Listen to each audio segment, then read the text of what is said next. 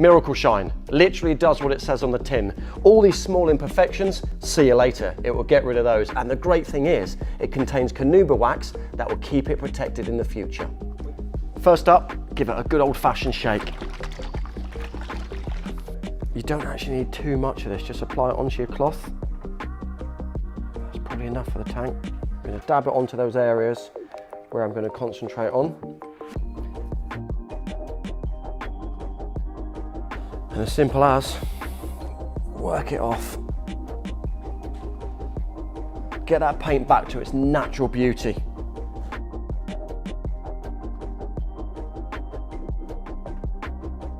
Right, I've got all that off, and I've got to say, not only is it looking amazing, I know the bike's protected. Well, there you have it. Literally 3 minutes of graft and the bike is looking fantastic. And the bonus is, next time I'm out, I know it's protected.